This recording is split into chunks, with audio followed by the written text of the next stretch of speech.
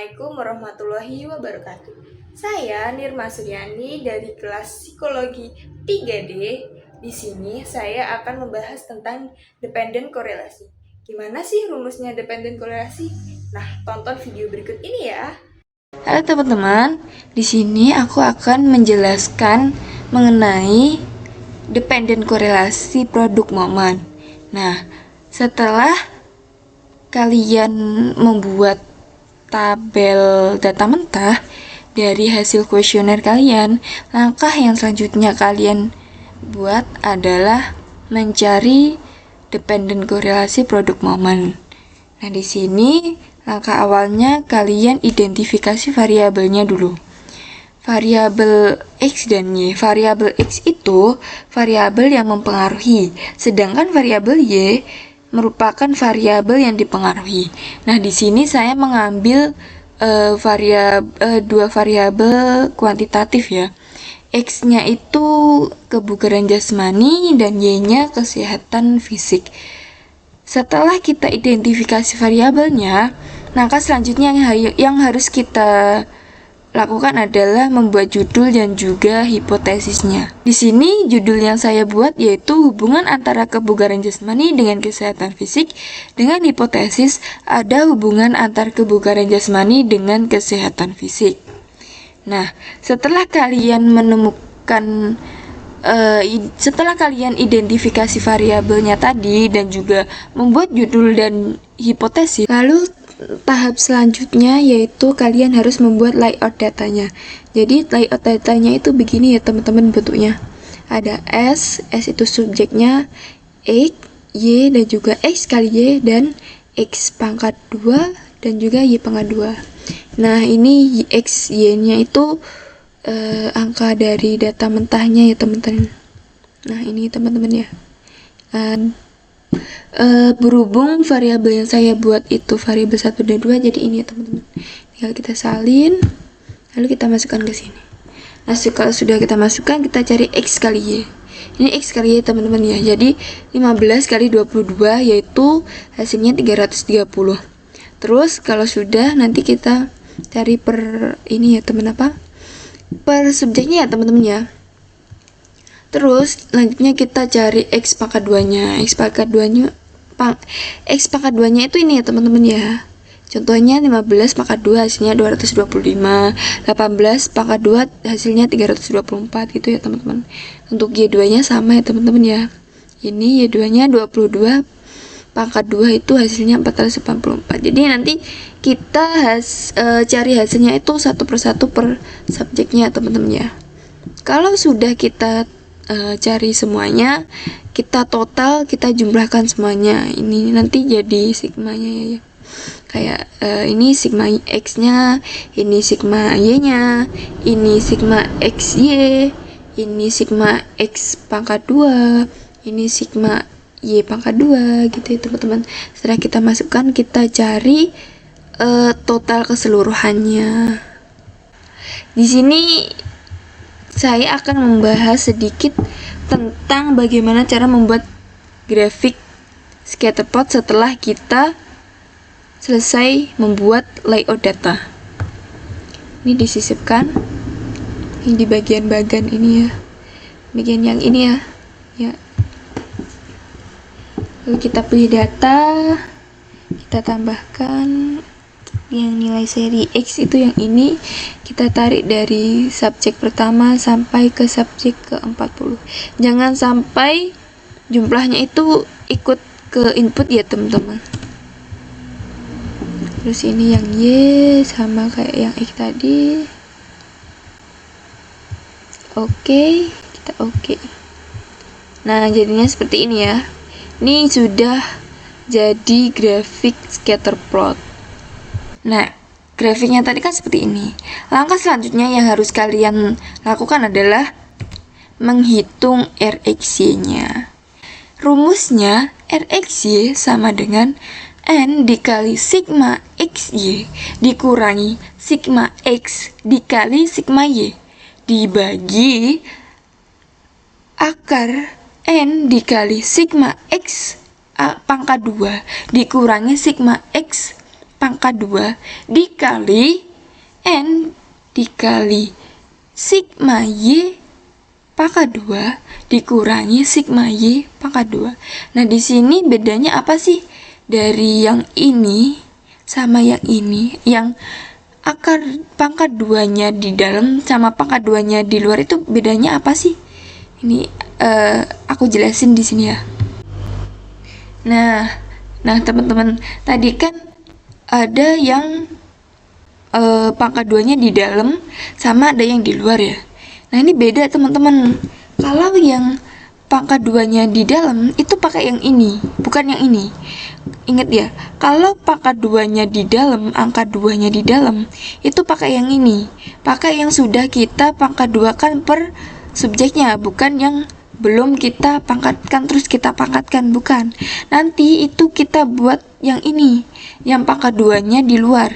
Jadi yang pangkat 2-nya di luar itu kita pakai yang X biasa, tapi nanti hasilnya kita pangkatkan 2. Jadi ini yang pangkat 2-nya di dalam itu yang ini.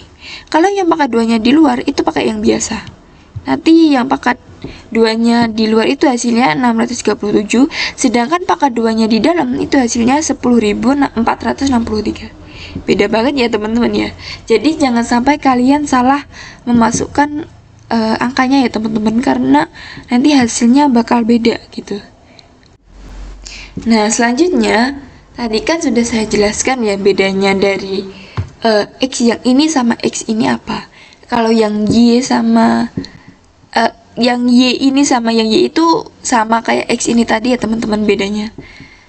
Nah, setelah kita masukkan angkanya, kita cari dulu. Nah, di sini beda ya teman-teman ya. Akar dari 637 itu hasilnya 405.769. Sedangkan X ini tadi ini 10.463. Beda jauh ya teman-teman ya. Nah, setelah kita masukkan, kita jumlahkan yang bawahnya ini. Terus hasilnya dari ini tuh hasilnya 12.751, sedangkan hasil dari ini itu 11.136. Nah, setelah kita hasilkan, kita kalikan hasil dari ini sama ini yang bawah ya teman-teman ya. Ini dikali ini hasilnya ini. Nah, setelah ketemu hasilnya, kita akarkan dulu ya teman-teman. Nah, ini maaf ini tidak ada akarnya. Ini setelah kita ketemu akarnya ini, kita bagi sama ini. Jadi ini yang atas dibagi sama hasil akar dari yang bawah. Nah, hasilnya ini ya teman-teman. Selanjutnya kita masuk ke interpretasi hasil.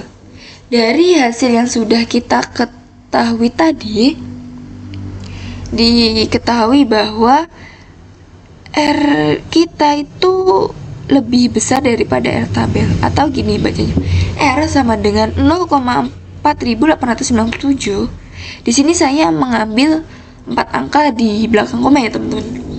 R sama dengan 0,4897.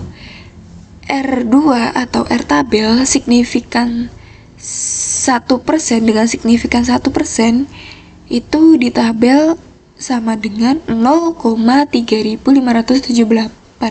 Artinya rejected HOR kita sama dengan 0,4897 lebih besar daripada R tabel atau R2 sama dengan 0,3578. Ada hubungan antara kebugaran jasmani dengan kesehatan fisik dengan taraf signifikan 1%. Nah, di sini dari mana sih kita dapatnya R tabel? Nah, di sini akan saya jelaskan ya teman-teman. Nah, untuk R-nya tadi kita dapat dari sini ya teman-teman ya. Dari buku yang warna merah halaman 540. Tuh di sini ini tuh jumlah subjeknya. Jadi ini kan ada keterangan N-2 ya. Jadi subjek kita dikurangi 2. tadi kan subjeknya 40. Jadi 40 dikurangi 2 sama dengan 38. Berhubung di sini tidak ada 38, kita masuk ke 40. Karena di sini 36 sampai dengan 40 itu masuknya sudah ke 40 ya teman-teman. Nah, tadi kan menggunakan signifikan 1% ya. Signifikan 1%-nya kita pakai aku pakai yang ini, pakai yang patokan atas ya teman-teman. Kita dapatnya 3578 ini ya teman-teman ya. Nah, benar ya teman-teman ya, hasilnya 3578. Nah, selanjutnya setelah kita interpretasi hasil, kita lanjut ke rumus hipotesis T. Rumus hipotesis T itu T sama dengan R dikali akar N-2 dibagi 1 dikurangi R pangkat 2. R pangkat 2 itu hasilnya ini ya teman-teman ya. Hasilnya ini dipangkatkan 2. Hasilnya 0,4897 dipangkatkan 2 itu hasilnya 0,23. Nah, setelah kita tahu pangkatnya ini, kita masukkan 40 kurangi 2, 38. 1 dikurangi 0,23 hasilnya 0,77. Setelah itu kita bagi 38 dikurangi 0,77 hasilnya 49,35. Nah, setelah ketemu ini, kita cari akar dari 49,35 yaitu 7,02. Setelah kita cari, kita kalikan dengan yang depannya. 0,4897 dikali 7,2 hasilnya yaitu 3,4396. Nah, setelah kita ketemu hasilnya T ini, selanjutnya kita interpretasi hasilnya lagi, yaitu jadinya rejected HOIF T